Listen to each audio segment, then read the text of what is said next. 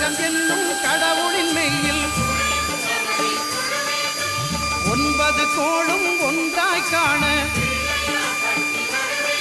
அங்கு கற்பகம் என்னும் கடவுளின் மெய்யில்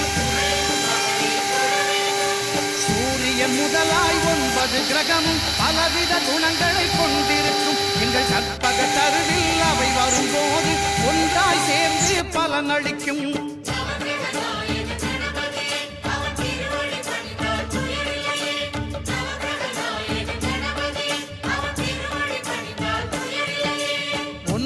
கோளும் ஒன்றாய் காண